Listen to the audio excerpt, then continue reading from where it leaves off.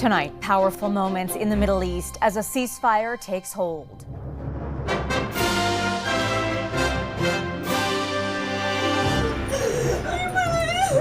Three Israeli hostages now free after 15 months.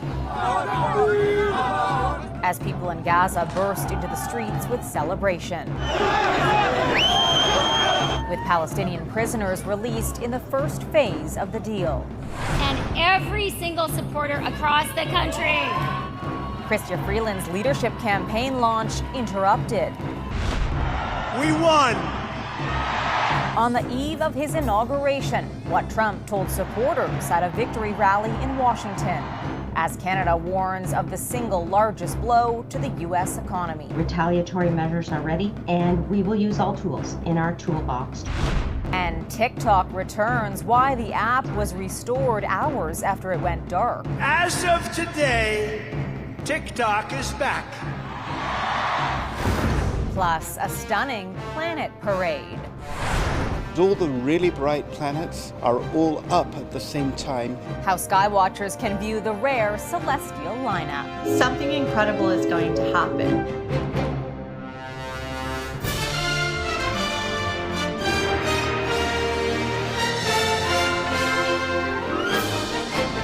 CTV National News with Heather Butts. Good evening. Dramatic moments today in the Middle East. After 15 agonizing and bloody months of conflict between Israel and Hamas, a ceasefire is now in place. The deal triggering the release of the first group of Israeli hostages back to their families. Dozens of Palestinian prisoners were also freed. Tears and celebrations have filled the streets. But it is a fragile first step towards peace. CTV's Heather Wright walks us through it from Tel Aviv tonight. Surrounded by masked fighters, 3 Israeli hostages rushed to a Red Cross vehicle, the first to be released as part of the ceasefire that went into effect today. Crowds of civilians gathered at the exchange point in Gaza City, cheering and chanting.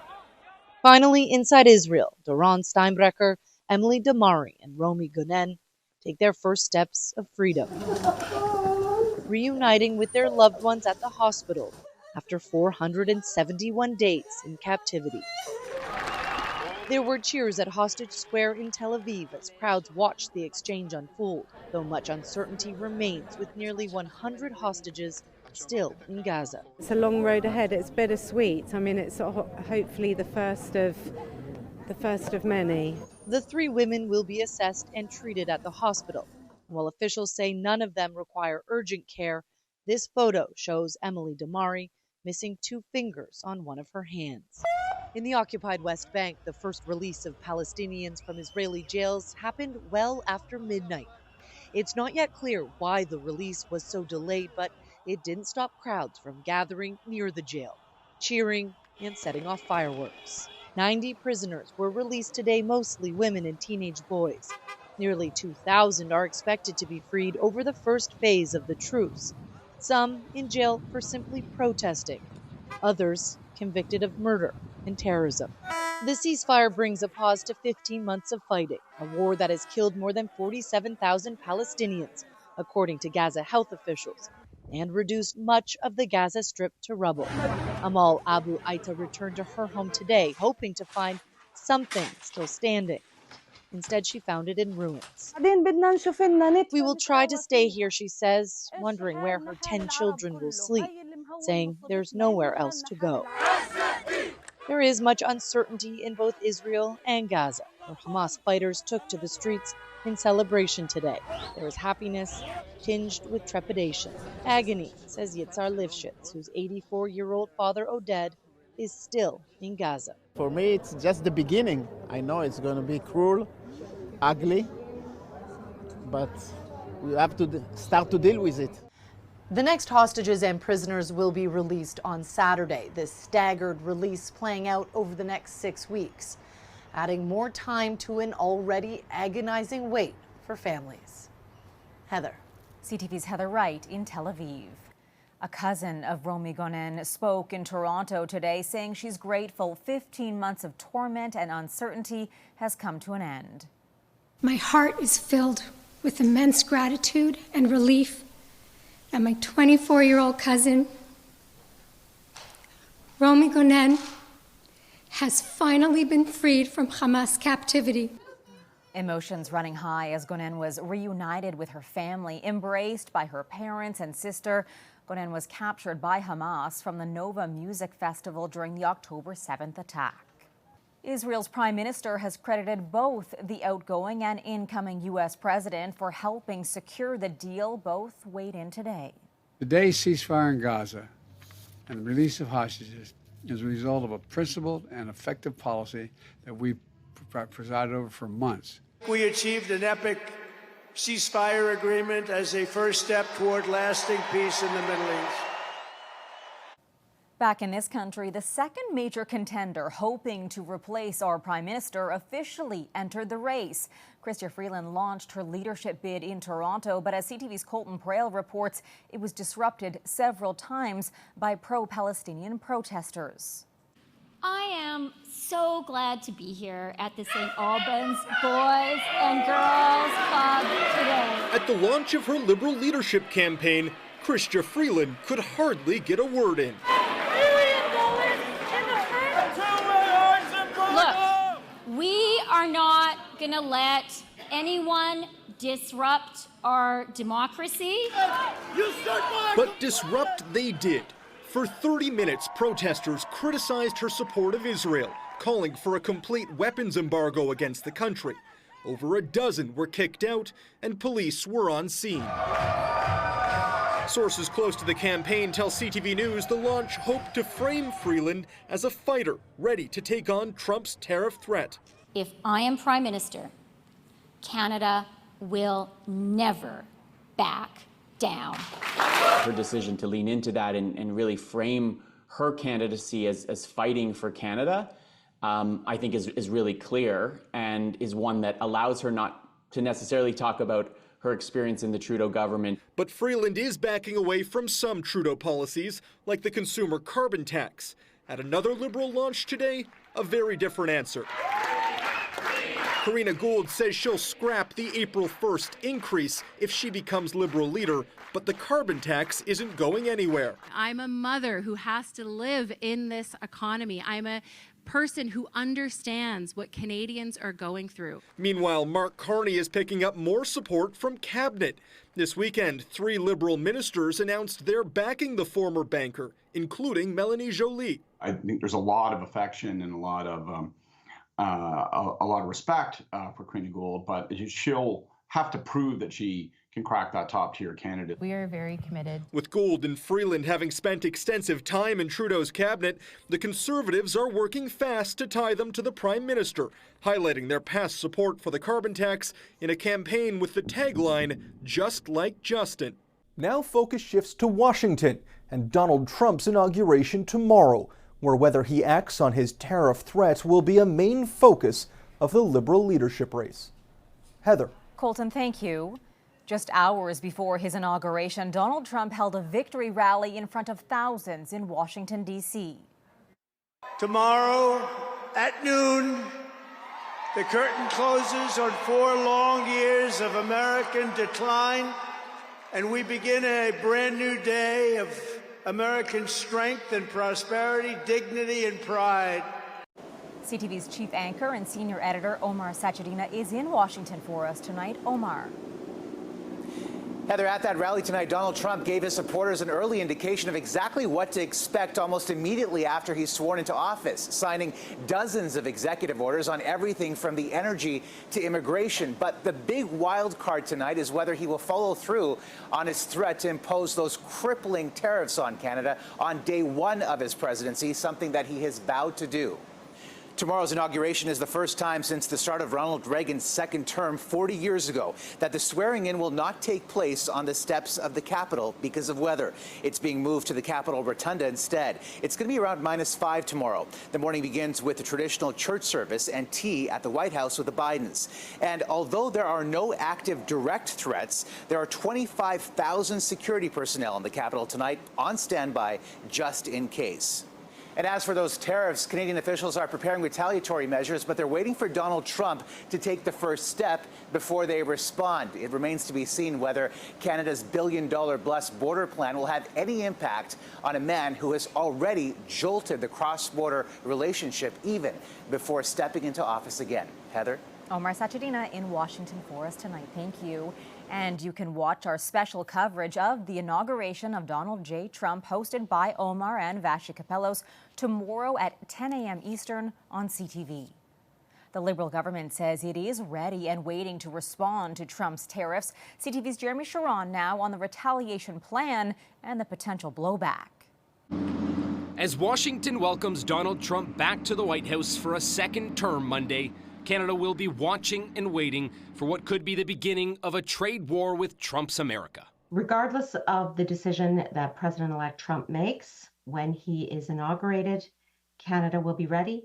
Speaking with Vashi Kapelos on CTV's Question Period, Canada's Transport and Internal Trade Minister says Canada is ready to respond with retaliatory measures. We will use all tools in our toolbox to ensure that we're protecting Canadian workers and Canadian industry. Trump has pledged an executive order on day one to impose an across-the-board tariff of 25% on all Canadian imports. Canada says it has already planned a three-phased response ready to roll out as early as Monday, which it says, as America's largest export market, would have a massive impact. If pushed, our response will be the single largest trade blow the U.S. economy has ever endured. According to a senior government source with close knowledge on the file, no one from the incoming administration has explicitly said what Canada can expect as of day one of Trump's presidency. Either way, this needs to be a wake-up call for Canada. Our economy is at risk. And while the government has indicated its response could eventually include tariffs on a list of imports worth more than $100 billion, experts suggest Canada's economy is simply too vulnerable. Even if Trump doesn't immediately follow through, that risk remains. And so we need to figure out how to make our economy more resilient and more stable to weather these kinds of threats. Consensus is tariffs are coming, but when and how significant they'll be is still unknown and has many worried about what tomorrow could bring. Heather? Jeremy Sharon in Ottawa. Those tariffs on Canadian imports will also hurt Americans. CTV's Washington Bureau Chief Joy Malbin looks at the potential cross-border pain. Canadian brand. This one here, that's from Canada as well. When it comes to feeding Charlie and Harvey, these pet parents have long trusted this beloved supply store in Washington, D.C. Good job, baby. Also is a Canadian company. For 20 years, Julie Paez has carried only the very best for canines and cats, including popular lines imported from Canada. They have very strict standards as far as the ingredients go and how the animals are treated. So that's one reason that we do like Canadian foods. And when it comes to food, leashes, dog beds, and yes, even toys, if Donald Trump's threatened tariffs on imported goods go through... Right now, if a dog bed is at $150 and you're looking at spending well over $200 for that same item, given tariffs coming in, consumers are going to think twice.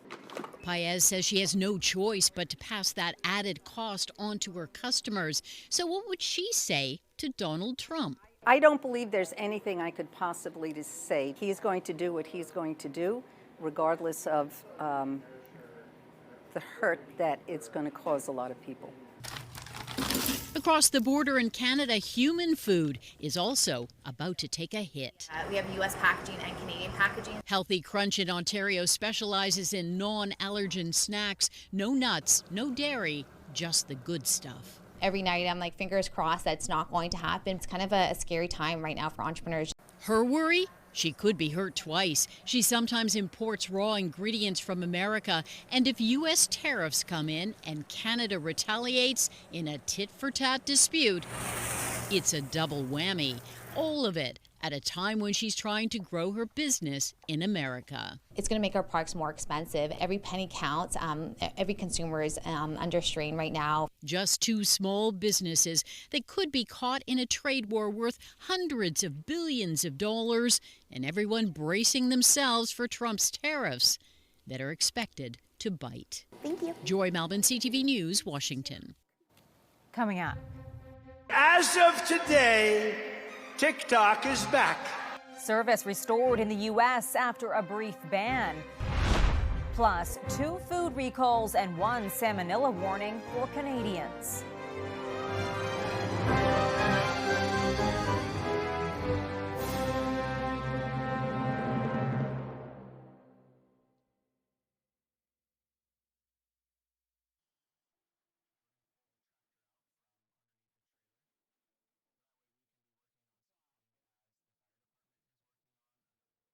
An Arctic blast has brought extreme cold warnings to most of the country. We're going to see temperatures that are not record-breaking temperatures, but they certainly are colder than we've seen this year so far and all of last winter. Millions of Canadians from Alberta to Atlantic Canada are being warned about dangerously cold conditions as the polar vortex rolls in. Some areas could see wind chill values as low as -45 this week. Much of the U.S. also under cold weather alerts. There are 2 food recalls Canadians need to know about this weekend, both related to salmonella. The bacteria has already sickened dozens of people across the country. CTV's Kamal Karamali has the details for us. Kamal, what should Canadians be watching for? Heather, the unique thing about this most recent salmonella outbreak is that it was caused by a dessert most commonly served at hotels and restaurants.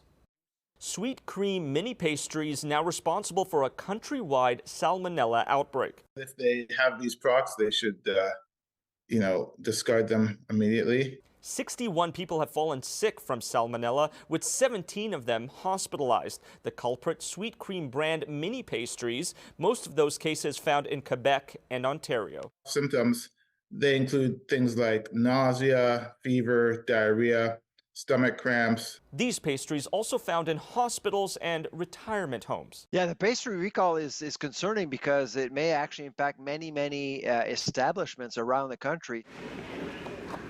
This comes the same week a food recall warning was issued for several brands of eggs. Potential salmonella contamination on shell eggs from these 6 brands spanning at least 3 provinces, BC, Manitoba, and Ontario. We know the actual number is probably much larger than that. Some people will have mild symptoms, some people will have no symptoms whatsoever, and those are individuals who will never make it to clinical care. Food safety experts say 3 of the last 6 years have seen record-breaking numbers of food recalls, but that doesn't necessarily mean that food is becoming less safe, just that they're doing a better job of testing foods and detecting contamination. Heather. All right, Kamal, thanks. Still ahead, back online. Trump restores faith in TikTok in America.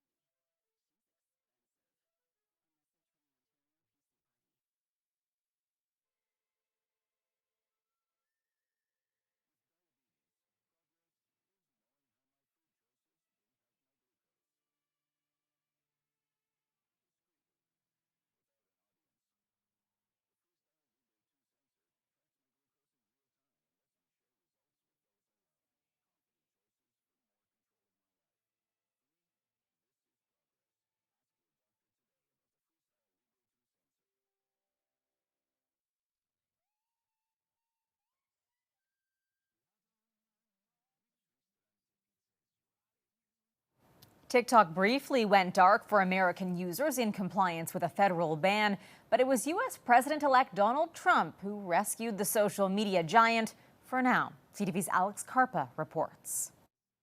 170 million American TikTok users were shown this message Sunday morning, telling them that TikTok was not available. I'm putting these water bottles to the test. But TikTok said Sunday it was beginning to restore service to its users in the U.S. President-elect Donald Trump said he would revive TikTok access in the U.S.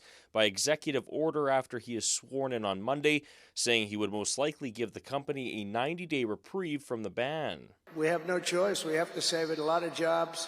We don't want to give our business to China. We don't want to give our business to other people. Donald Trump can't make the law itself go away, but what he can do is buy the company more time. Trump, however, wants the app to be at least half owned by American investors, and several potential names have come forward to invest in TikTok, including Kevin O'Leary and Elon Musk. Even if a deal can be brokered, it might not be the same technology or the same company. Can you believe this is a jacket? TikTok influencer Jess McKay preemptively saved over 500 of her videos in anticipation. She was able to gain access to her secondary account on TikTok, but was still unable to access her main account, which holds her largest following. It's a lot of smaller people like myself, under 100,000 followers, who do make a full-time living doing it. And this is the sort of in-between time where we see how can you recreate yourself and reimagine yourself and find those people again. Although the app is now restored and users in Canada were unaffected, many are uncertain of the future of TikTok and flock to other competitors like Chinese-owned social site RedNote, which topped the charts of Apple and Google's app stores this past week. Alex Karpa, CTV News, Winnipeg. Still ahead, a dazzling display in the night sky. When and where you can catch the rare spectacle.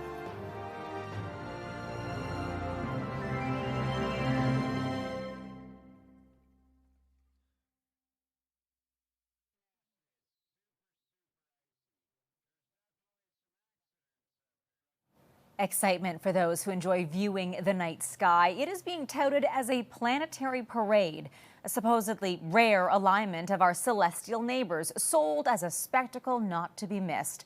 But what is there really to see? Here's CTV's John Benavalli-Rao. Something incredible is going to happen. Chances are you've seen them in your social media feed.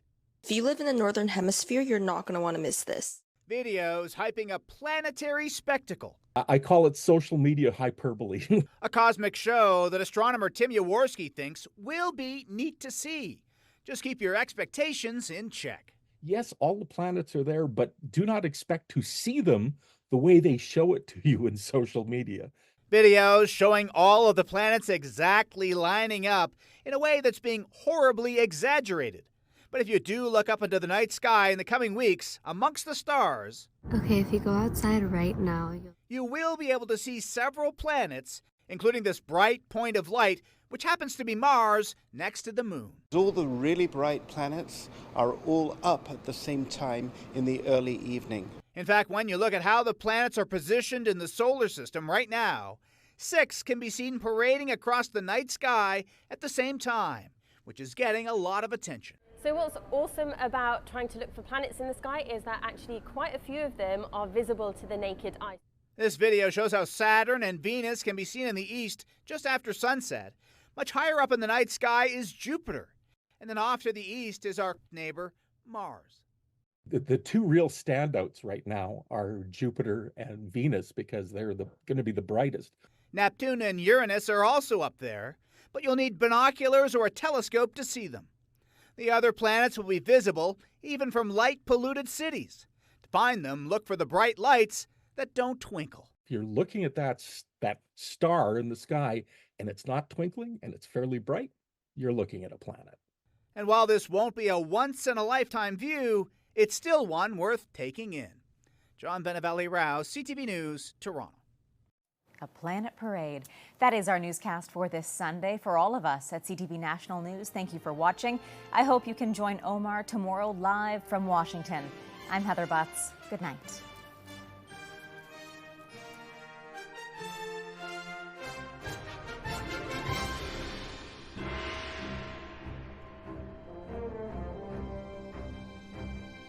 Canada's #1 newscast for excellence in journalism. We begin tonight with breaking news. CTV National News with Omar Sachedina, winner of the Canadian Screen Award for Best National Newscast. Watch weeknights at 11